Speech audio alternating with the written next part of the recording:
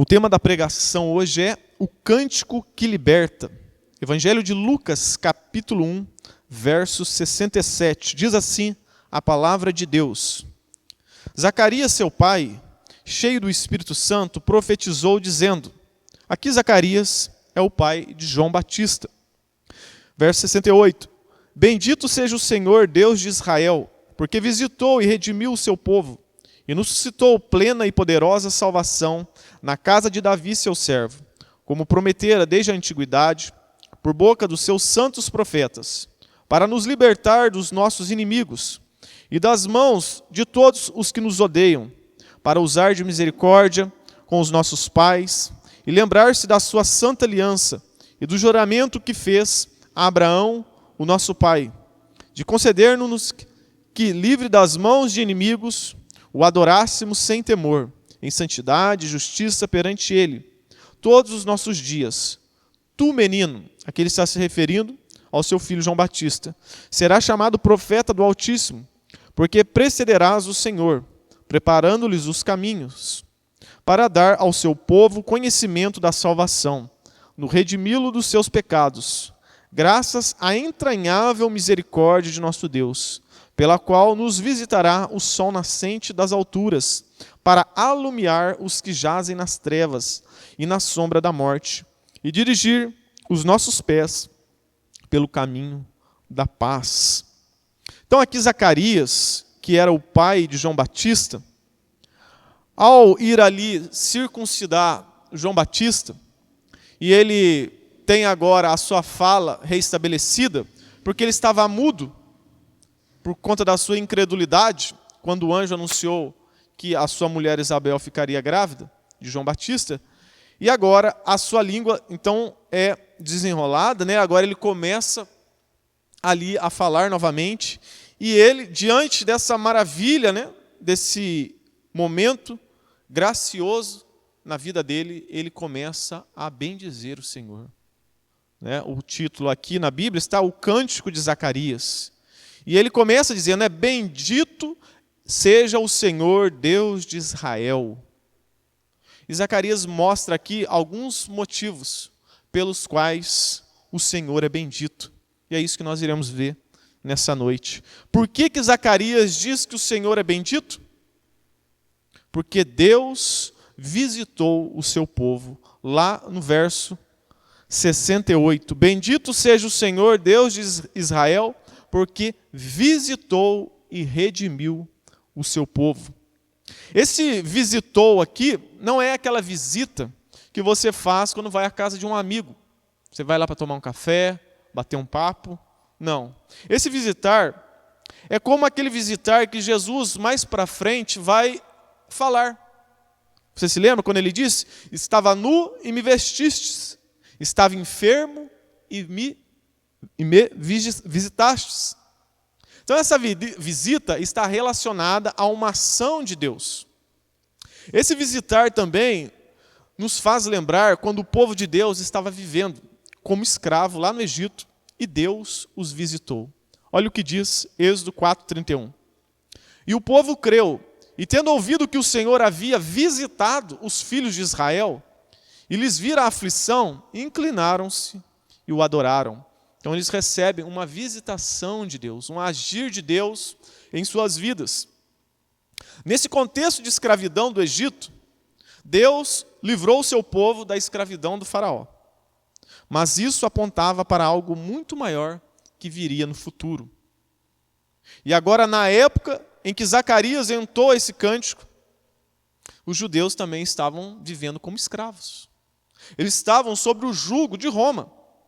Então, em certo sentido, eram escravos dos romanos. Por quê? Porque eles pagavam muitos impostos. Não parece ser diferente dos nossos dias, né?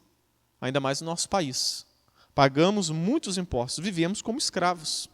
E era assim que o povo de Deus vivia, ali na época de Zacarias, na época de João Batista, na época em que Cristo veio ao mundo. Eles estavam sob o jugo de Roma, vivendo como escravos. Então os judeus, eles queriam tanto ser libertos da opressão de Roma, que surgiu entre eles um grupo chamado Zelotes. E dentro do grupo Zelote, que era um grupo político, havia um subgrupo chamado sicários.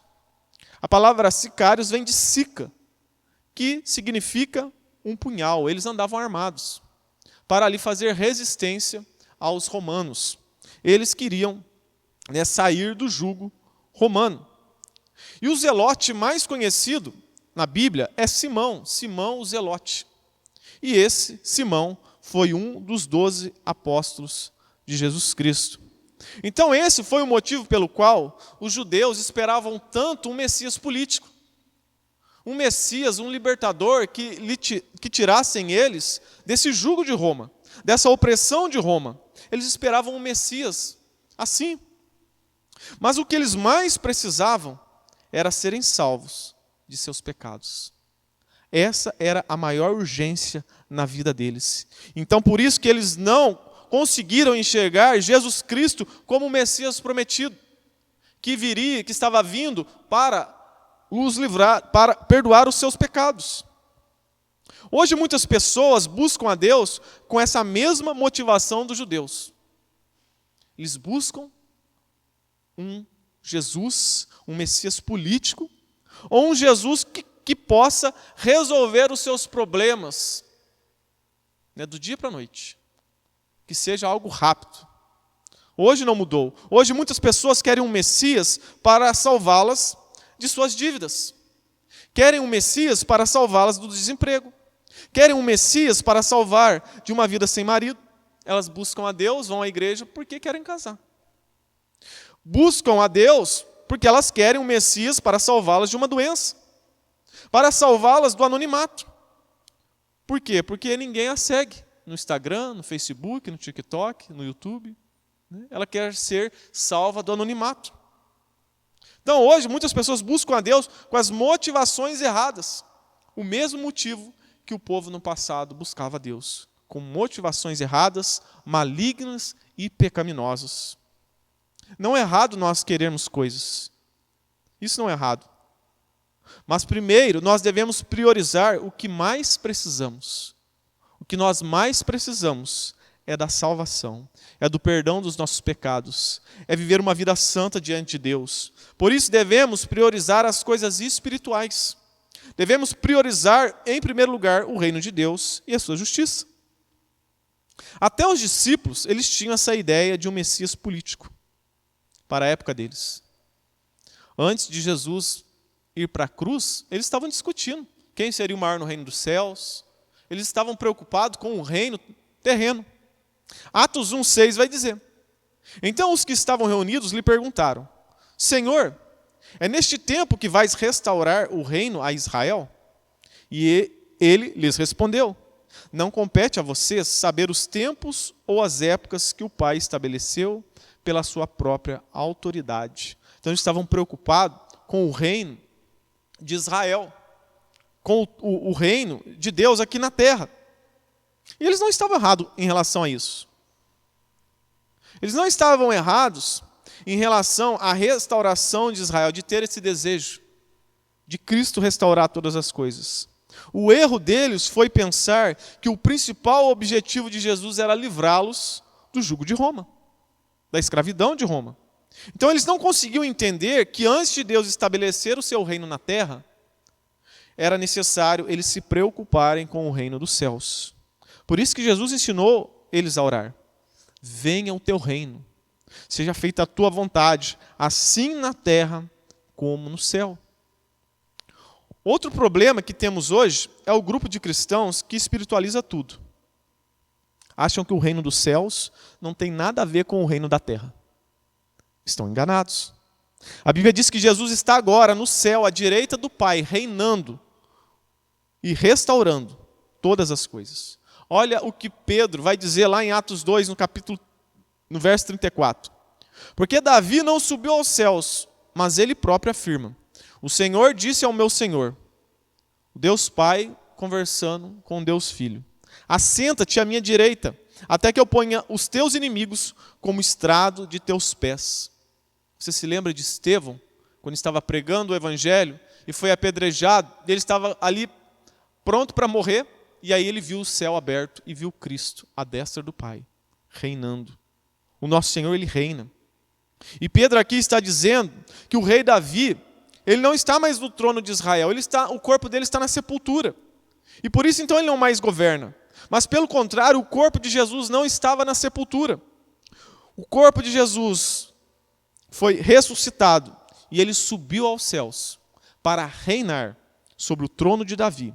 E o reino do Messias não terá fim. Ele reina. É Cristo que está reinando as nações, não é o diabo. Muitas pessoas acham que é o diabo que está governando este mundo, que Jesus perdeu as rédeas, perdeu o controle. Pedro conclui lá no capítulo 3 de Atos: é necessário que o céu o receba até o tempo da restauração. Era isso que os discípulos estavam querendo. A restauração de todas as coisas sobre as quais Deus falou pela boca dos santos profetas desde o princípio. Então, quando o reino de Deus está sendo estabelecido na terra, daí então tudo começa a ser restaurado. Mas primeiro nós devemos buscar o reino dos céus, as coisas espirituais, para então o reino de Deus ser estabelecido aqui na terra. Segundo os historiadores, os vikings, que eram homens bárbaros, deixaram de existir porque se converteram ao cristianismo. Então, quando o reino de Deus ele é estabelecido na terra, tudo é transformado, a sociedade se transforma. Um exemplo disso foram os puritanos, que fugiram da perseguição na Inglaterra e foram colonizar os Estados Unidos. Se transformaram em uma grande potência, uma nação próspera, uma nação que foi exemplo para o mundo, tudo influenciado pelo cristianismo. Eles priorizavam o reino dos céus e eles transformaram essa sociedade. O reino de Deus foi estabelecido na terra. Quando o evangelho de Jesus, o evangelho verdadeiro é pregado, pessoas, famílias e toda uma sociedade é transformada. Quando assassinos, traficantes, assaltantes, prostitutas e estelionatários se convertem, tudo ao redor é transformado. Quando então que a cidade de Cruzeiro será mudada? Quando nós começarmos a pregar o evangelho, o verdadeiro evangelho, não o falso evangelho contaminado por heresias, mas o verdadeiro evangelho puro e simples, porque o evangelho é poder de Deus. E quando o evangelho de Deus é pregado de maneira fiel, não há doutrina maligna que fique de pé. Não há seita que fique de pé. Não há ideologia que fique de pé quando o verdadeiro evangelho de Cristo Jesus é pregado. Por quê? Porque o evangelho é poder de Deus. Muitas pessoas falam que creem no evangelho, mas para elas não é o poder de Deus. É por isso que elas não pregam. Elas ficam tímidas. Elas têm vergonha de falar do evangelho. Quando que a nossa família, os nossos amigos serão transformados? Quando nós pregarmos o evangelho. Quando eles receberem essa visita de Deus em seus corações. E era por isso que Zacarias estava glorificando a Deus e dizendo que bendito é o Senhor que nos visitou. Por que nós tivemos a vida transformada? Porque um dia Cristo nos visitou. Um dia Ele nos tirou das trevas e nos trouxe para a sua maravilhosa luz. Todos os que creram em Cristo Jesus é porque um dia receberam a visitação de Deus em as suas vidas. Porque sem Cristo nada podemos fazer. Ele mesmo disse que não foste vós que escolhestes a mim, mas eu vos escolhi a vós outros. Eu que visitei vocês primeiro. Senão vocês nunca teriam me escolhido. Então esse é o primeiro motivo pelo qual Zacarias exalta o nome de Deus e diz que o Senhor é bendito. Porque o Senhor visitou o seu povo e Ele ainda visita o seu povo. Segundo motivo pelo qual Zacarias diz que o Senhor é bendito, porque Deus cumpre suas promessas. O verso 69 vai dizer: e nos suscitou plena e poderosa salvação na casa de Davi, seu servo, como prometera desde a antiguidade por boca dos seus santos profetas, para nos libertar dos nossos inimigos e das mãos de todos os que nos odeiam, para usar de misericórdia com os nossos pais e lembrar-se da sua santa aliança e do juramento que fez a Abraão, nosso pai. Então Zacarias aqui está extremamente alegre, extremamente grato a Deus, porque ele está vendo as promessas de Deus sendo cumpridas em sua geração. Nós deveríamos ser muito mais gratos e alegres por saber que Cristo veio ao mundo. Deveríamos ser muito mais gratos a Deus do que o povo do Antigo Testamento. Por quê? Porque o povo do Antigo Testamento, eles não compreendiam o que seria a morte, a encarnação e a ressurreição e a ascensão de Cristo aos céus. Eles não tinham clareza dessas coisas. Eles viam Cristo por sombras. Nós não. Nós temos toda a revelação de Deus nas Escrituras, temos o canon fechado. Sabemos de tudo que foi feito por Cristo. Que Ele encarnou, que Ele morreu, que Ele ressuscitou, Ele foi, subiu aos céus e está à direita do Pai, reinando. Isso deveria surgir em nós gratidão e muito mais alegria, porque nós sabemos com detalhes o que aconteceu na história. Temos uma compreensão melhor dos fatos. Deveríamos ser gratos, porque tudo está consumado. O sacrifício de Cristo foi aceito por Deus Pai. Mais de 300 profecias se cumpriram. Então Deus, Ele cumpre com as suas promessas. Era por isso que Zacarias estava dizendo que o Senhor é bendito. Deus não mente. Ele é a verdade. E eu pergunto para você nesta noite, você tem sido grato a Deus? Você tem vivido de uma forma grata a Deus? Ou você tem vivido murmurando? Nada está bom. Talvez tem coisa na nossa vida que não está do jeito que nós queríamos. Mas nós temos muito mais do que nós merecíamos. Nós merecíamos a morte e o inferno. Mas nós recebemos Cristo Jesus, recebemos a salvação. E é isso que nós mais precisamos. Da salvação, do perdão dos nossos pecados. Isso deveria gerar em nós alegria, gratidão a Deus. O seu modo de viver demonstra isso? Gratidão a Deus? Você conseguiria me convencer? Ou melhor, você convenceria a Deus com os seus argumentos, com a sua vida? Com o seu exemplo, com o seu testemunho? Deveríamos sempre avaliar isso. Zacarias entendeu isso. E Zacarias estava louvando a Deus. E sabe por que Deus não extermina com a minha e com a sua vida? Porque Deus é um Deus de promessas. É um Deus de alianças, é um Deus de pactos, e Ele não quebra as suas alianças, os seus pactos, as suas promessas. Nós, pelo contrário, sempre estamos quebrando promessas, pactos, alianças, mas Deus não, Ele não quebra, Ele cumpre as suas promessas. E por isso, então, Zacarias, bendiz o nome do Senhor, porque Deus cumpre as suas promessas. Em terceiro lugar, por que Zacarias bendiz o nome do Senhor?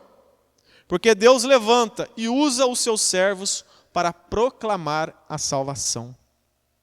Verso 76, ele começa agora a falar do seu filho. E ele diz: tu, menino, serás chamado profeta do Altíssimo, porque precederás o Senhor, preparando-lhes os caminhos para dar ao seu povo conhecimento da salvação, para redimi-los dos seus pecados. Zacarias então está agradecendo a Deus por saber que o seu filho seria aquele que anunciaria a vinda do Messias. Hoje, no nosso contexto, a noiva é que chega depois, O noivo chega primeiro para receber os convidados num casamento, e o noivo não tem muita importância. E quando a noiva entra, todo mundo fica aguardando, todo mundo está sentado. Aí quando a noiva entra, todo mundo se levanta para olhar a noiva e admiram aquele momento. Mas no contexto judaico era diferente. Quem era esperado era o noivo, não a noiva. E antes do noivo chegar para o casamento, ficava ali, no momento da cerimônia, o seu amigo. Muitas vezes, talvez seria o seu melhor amigo, para receber os convidados. E ele ficava então recebendo todo mundo, e cumprimentando. Mas aí quando o noivo chegava, o seu amigo saía de cena. Ninguém mais via esse amigo. E então o foco agora era dado todo sobre o noivo. Então era isso que João Batista iria fazer. Ele veio para preparar o caminho para o noivo, que é Jesus Cristo. Então, Zacarias está agradecendo a Deus por ter esse privilégio. O seu filho vai ser esta pessoa que vai receber esta honra. Então, ele está sendo grato a Deus, não só por Deus ser um Deus que cumpre as suas promessas, mas também está agradecendo a Deus aos pregadores que o próprio Deus levanta para anunciar a salvação. E Deus sempre na história providenciou os seus arautos para proclamar as suas promessas e a salvação. Deveríamos pegar o exemplo também de Zacarias e ser gratos aos pregadores do Evangelho, aqueles que se esmeram em estudar a palavra, em orar, em buscar a Deus, para pregar o Evangelho com fidelidade. O povo se corrompe quando não existem pregadores que os exortem, que os confrontem, que mostrem o caminho que deve seguir. O povo se perde. Então nós deveríamos agradecer a Deus e louvar a Deus pelos pregadores da nossa geração, pelos pregadores, pelos pastores que deixaram as suas obras para a edificação da igreja. Por isso devemos então zelar, facilitar no que for possível a vida desses homens, para que eles possam dedicar-se a ouvir e compreender a voz de Deus e assim transmiti-la a nós. É um privilégio para nós hoje vivermos na geração de John MacArthur, um pastor, homem de Deus. Somos privilegiados de vivermos na geração de Paul Washer, de John Piper. Vivemos também, há um tempo, na geração de R.S. Sproul, Martyn Lloyd-Jones. Eu li um livro de Martyn Lloyd-Jones chamado Pregação e Pregadores, que mudou totalmente o meu modo de enxergar a pregação do Evangelho. Trouxe muita edificação. E depois que eu li o livro, eu louvei a Deus pela vida desse homem. Que Deus guarde a sua família, cuide dos seus, porque hoje ele não está mais entre nós. Mas aqueles que estão vivos, nós deveríamos, ao ler um livro, uma pregação de um homem de Deus, orar pela família, orar pelas finanças, pela vida espiritual desses homens de Deus, que cooperam e cooperaram para o crescimento e fortalecimento da igreja. Foi isso que Zacarias fez. Ele louvou a Deus pelo seu filho, que iria ser um pregador do Evangelho. Nós deveríamos sempre, então, orar pela vida desses homens, porque a batalha é grande, a luta é grande, a batalha espiritual é grande. Satanás, você acha que ele fica contente em ver pregadores pregando a palavra com ousadia, sem medo? Não, ele quer a todo momento derrubar esses homens, porque se ele derruba um líder, as ovelhas também ficam dispersas. Se derruba o pastor, as ovelhas ficam dispersas. Isaías 52, 7 vai dizer: quão são belos sobre os montes os pés do que anuncia as boas novas, que proclama a paz, que anuncia coisas boas, que proclama a salvação, que diz a Sião: o teu Deus reina. É um privilégio pregar o Evangelho. Como que o Evangelho chegou até você? Alguém foi usado por Deus. Foi algum homem ou mulher de Deus que te evangelizou. Lembre-se que Deus usou alguém para trazer o Evangelho a você. Lembre-se disso. E você que já ouviu esse Evangelho e tem sido transformado por ele, você também tem sido um arauto de Deus? Você tem levado essa mensagem do Evangelho às outras pessoas? Você tem pregado o Evangelho? Porque isso não é dever só dos pregadores, dos pastores, dos evangelistas, é dever de todo cristão. Pregar a palavra de Deus não é só nossa responsabilidade. Então Zacarias louva a Deus, bendiz o nome do Senhor, pelos arautos do Senhor, pelos pregadores, pelos pastores. Assim nós também devemos fazer.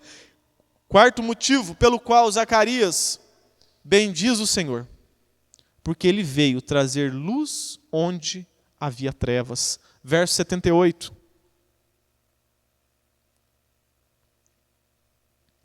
Graças à entranhável misericórdia de nosso Deus, pela qual nos visitará o sol nascente das alturas. Aqui ele está se referindo a Jesus Cristo. O sol nascente para alumiar os que jazem nas trevas e na sombra da morte, e dirigir os nossos pés pelo caminho da paz. Então Zacarias exalta a Deus porque Jesus veio habitar entre nós. A luz do mundo, ela veio para nos resgatar das trevas. Efésios 5:8 vai dizer: porque outrora vocês eram trevas, mas agora são luz no Senhor. Vivam como filhos na luz. 1 Pedro 2,9 vai dizer: mas vocês são a geração eleita, o sacerdócio real, a nação santa, o povo exclusivo de Deus, para que anunciem as grandezas daquele que os chamou das trevas para a sua maravilhosa luz.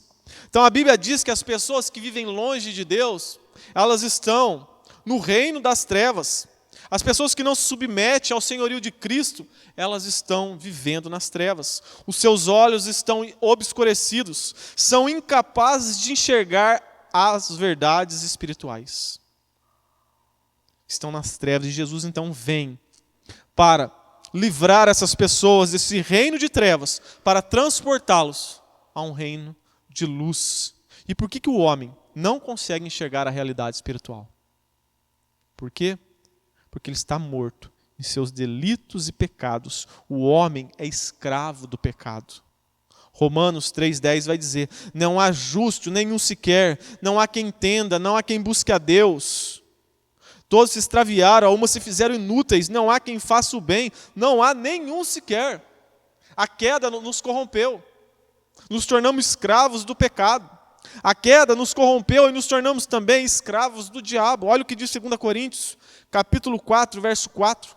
No quais o Deus deste século cegou os entendimentos dos incrédulos, para que não lhe resplandeça a luz do evangelho da glória de Cristo, o qual é a imagem de Deus. Estamos cegos espiritualmente. Cegos por conta da queda, por conta do pecado. Cegos porque Satanás também coloca uma venda nos nossos olhos, para que não enxergamos a luz, Cristo. Então por isso que Zacarias está dizendo que nós devemos ter gratidão a Deus, porque Cristo veio, a luz veio ao mundo, para transportarmos do reino das trevas ao reino da luz. Zacarias, ele diz que tudo isso acontece graças à entranhável misericórdia de nosso Deus. Olha que interessante essa palavra, entranhável, vem das entranhas, de dentro, das profundezas de Deus. Vem disso, vem de Deus. Zacarias diz também que o sol nascente, que vem das alturas, nos visitará. Nos visitará para quê? Ele vai dizer ali: para alumiar os que jazem nas trevas. Tem duas coisas, para os que jazem nas trevas e na sombra da morte. Vamos falar então um pouco sobre as trevas.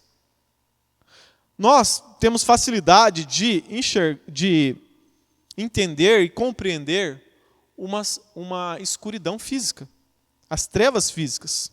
Por exemplo, se você for lá no túnel da Mantiqueira, aqui em Cruzeiro, lá é escuridão. Segundo o nosso irmão Aleph, que foi lá 3 vezes, eu ainda não fui. Eu perguntei para ele se lá é escuro mesmo. Ele falou que depois que você vira a primeira curva, você não enxerga um palmo à sua frente. Tamanha é a escuridão. Só com uma lanterna que você consegue enxergar. Então, nós conseguimos compreender o que é uma treva física. Mas aqui Zacarias não está falando de uma treva física. Ele está falando de outros tipos de trevas. Ele está falando das trevas intelectuais. Há pessoas que leem a Bíblia, mas não conseguem entender nada.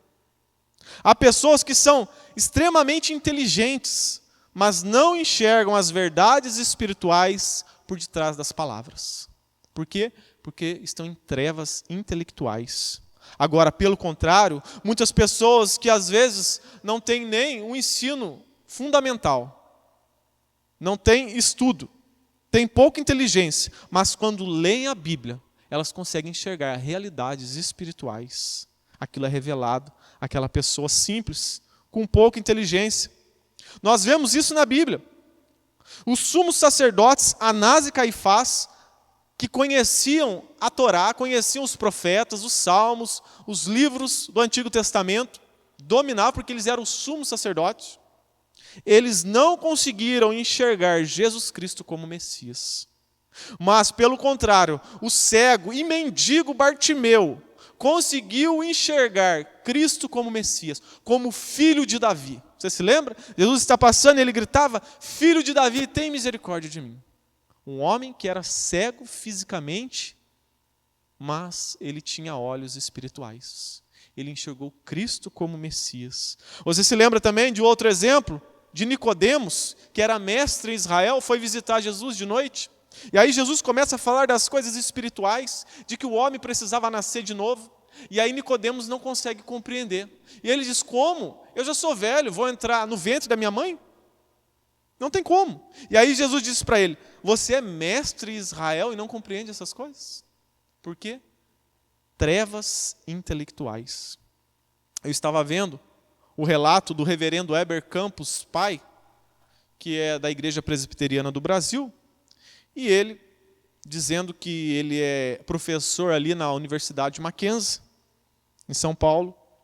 E ele diz que lá na universidade existem muitas pessoas que não são crentes, mas que têm uma mente brilhante. Pessoas extremamente inteligentes, homens e mulheres cheias de conhecimento em diversas áreas da ciência, mas não compreendem coisas da Bíblia, que um crente sem estudo consegue compreender. Por que essas pessoas não conseguem? Porque estão em trevas intelectuais. Zacarias também está falando de trevas morais. Há pessoas que não conseguem discernir o que é bom e o que é mal, entre o certo e o errado. Vivem na imoralidade achando que não estão fazendo nada demais. Não conseguem enxergar-se como Deus as enxerga, nas trevas. Por exemplo, entra num ônibus lotado, no horário de pico, e começa a gritar lá e a dizer: vocês todos estão em trevas. Eles não vão compreender o que você está falando, eles ficarão irados contra você, e eles irão te xingar e até te bater e expulsar do ônibus. Porque o homem não consegue enxergar que ele está nas trevas, ele está em trevas morais. Zacarias também está falando de uma treva total, estão em trevas totais. Por exemplo, às vezes você está na sua casa, aí cai energia de noite. Aí por conta da lua, ou o celular, você consegue enxergar algumas coisas. Meio não muito bem, mas você enxerga. Aqui, eu estou falando de trevas totais, de trevas espessas. Essas trevas, nós vemos lá um exemplo disso lá em Êxodo 10, 21. Então disse o Senhor a Moisés: estende a mão para o céu, e virão trevas sobre a terra do Egito, trevas que se possam apalpar. Estendeu, pois, Moisés a mão para o céu, e houve trevas espessas, trevas totais, sobre toda a terra do Egito por 3 dias. Não viram uns aos outros, e ninguém se levantou do seu lugar por 3 dias. Porém, todos os filhos de Israel tinham luz nas suas habitações. Estavam em trevas espessas, trevas totais. E o povo de Deus foi liberto dessas trevas. O povo de Deus no Egito foi liberto dessas trevas, porque eles estavam em uma terra de idolatria, uma terra de trevas. E Deus então tira o povo de Deus de lá. E isso é um símbolo de todos aqueles que estão em pecado, que estão na miséria, estão cegos, estão nas trevas do pecado. Isso é um símbolo. O incrédulo, então, está nas trevas. Mas pior do que isso, as trevas estão no incrédulo. Ele ama as trevas. Ele odeia a luz. Olha o que diz João 3,19. E este é o julgamento. A luz veio ao mundo, mas os homens amaram mais as trevas do que a luz, porque as suas obras eram más. Porque todo aquele que pratica o mal odeia a luz e não vem para a luz, para que as suas obras não sejam expostas. Eles odeiam a luz, eles amam as trevas. Eles não estão só em trevas, as trevas estão dentro deles. E Zacarias, então, ele diz que o sol nascente vem das alturas e nos visitará para nos dar luz. Luz aos que estão nas trevas, mas também, como diz o texto, aos que estão nas sombras da morte. É uma progressão. Aquele que está nas trevas, ele está indo rumo à morte. Todo ser humano já nasce com esse destino. A morte, o salário do pecado é a morte. Quando Adão pecou lá no Éden, e a morte passou para todos nós. Houve 2 mortes lá no Éden. A morte espiritual, e depois a morte física. Deus foi misericordioso. ainda com a humanidade. Deus deu tempo de vida a Adão, porque Deus poderia exterminar a raça humana ali no Éden, mas Deus foi misericordioso. Então houve duas mortes, a morte física e a morte espiritual. E isso passou para todos os seres humanos. E a cada dia que passa, nós estamos morrendo. Por que o nosso cabelo cai? Por que a gente fica com rugas? Por que a gente vai ficando doente, perdendo a musculatura? Por quê? Porque a gente está morrendo. E eu, estudando sobre isso, eu lembrei de um vídeo que um dia eu vi, que mostra a nossa realidade. Dá para pôr aí, ô Wagner?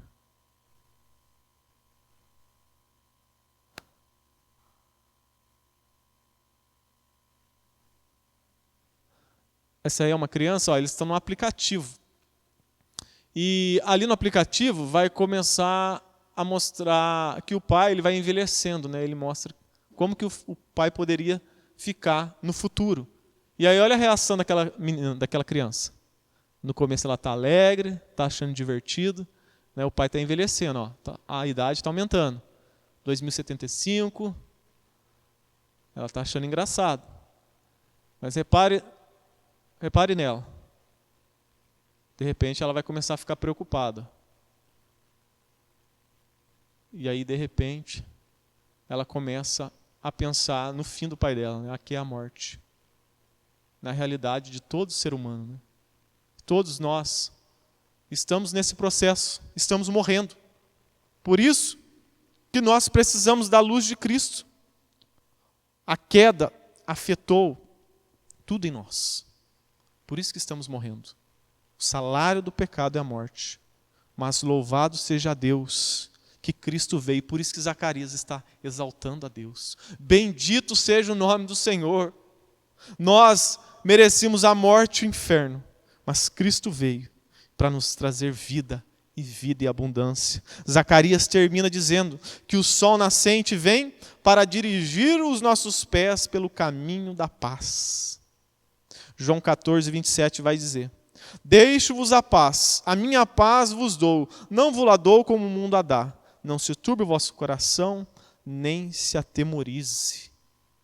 O mundo, os homens, eles se matam e precisam de paz entre eles. Nós vemos na história a Primeira, a Segunda Guerra Mundial, muitas pessoas morreram. Houve guerra entre os homens. Os homens precisam de paz entre si. Mas o que o homem mais precisa é a paz entre ele e o seu Deus. E por conta do pecado, nós fomos separados dessa comunhão, mas Cristo ele veio para restaurar o homem, essa comunhão com Deus Pai. Como então o homem pode ter paz com Deus se ele está em trevas espirituais, como nós vimos? E não consegue enxergar-se na escuridão, ele mesmo não consegue ver que ele está na escuridão. Ele vive numa ignorância espiritual, na incredulidade. O homem precisa da visitação de Cristo Jesus para abrir os seus olhos espirituais. Precisa da luz de Cristo para tirá-lo das trevas. Você se lembra de Gênesis capítulo 1, verso 1? No princípio criou Deus os céus e a terra. A terra, porém, estava sem forma e vazia. Havia trevas sobre a face do abismo. E o Espírito de Deus pairava sobre as águas. Disse Deus: haja luz. E houve luz. Que você que se encontra nas trevas, que a luz de Cristo possa brilhar no seu coração, na sua mente. Você que se encontra nas trevas, clame por misericórdia hoje. Peça para Cristo iluminar os seus passos, sua vida, sua mente, o seu coração, para que você possa ver Cristo como Ele é. Para que você possa, assim como Zacarias, bendizer o nome do Senhor por toda a sua existência, sabendo que Ele tem sido bom para conosco. Para encerrarmos, um exemplo para nós. Segundo algumas pessoas, né, que já foram lá na região norte da Terra, na parte norte do planeta Terra, eles dizem que nessa parte da Terra, lá onde há gelo, o sol fica por meses sem aparecer. E eles sabem mais ou menos quando o sol vai voltar a raiar. E aí, quando está chegando essa época, muitas pessoas vão para os montes, para locais altos, para ver os primeiros raios do sol, o sol nascente. E aí, acontece como um efeito cascata. Lá embaixo tem um vilarejo, e lá em cima as montanhas. Aí quando os primeiros lá em cima começam a ver o sol nascendo, eles começam a gritar, eis o sol! E começam a se abraçar. E aí os de baixo também começam a gritar, eis o sol! E vai ecoando até os vilarejos. Eles vão se abraçando e ficam alegres, porque o sol está raiando. O sol já raiou na minha e na sua vida. Que nós possamos gritar para o mundo que jaz nas trevas, que Cristo veio trazer vida e vida em abundância, para que essas pessoas que estão nas trevas, na escuridão, possam ter os seus olhos abertos e enxerguem Cristo, o sol da justiça, o nosso Deus Todo-Poderoso, que ilumina toda a terra, né? Que nós possamos ser arautos de Deus, que possamos proclamar as verdades de Deus, para que o mundo seja transformado, para que o mundo conheça a Cristo, né, e tudo possa ser restaurado. Por um homem entrou o pecado e trouxe destruição, mas o Cristo, segundo Adão, veio para restaurar todas as coisas, que nós possamos fazer parte desse processo para o louvor da glória do nome do Senhor. Vamos nos colocar de pé, vamos orar a Deus. Vamos agradecer por tudo que Ele fez por nós. Por um dia sermos libertos do reino das trevas e estarmos agora no reino da luz. Eu não sei se todos aqui já estão no reino da luz. Eu não sei. O meu desejo era que todos estivessem. Mas talvez você ainda não está. E você precisa clamar por misericórdia, reconhecer que você é um pecador, que você já nasceu nas trevas e que você precisa sair dessa condição miserável, porque senão você vai passar a eternidade nas trevas. Lá não vai ter mais chance. Lá não terá mais como você ir para o reino da luz. Aproveite hoje essa oportunidade que Deus lhe dá.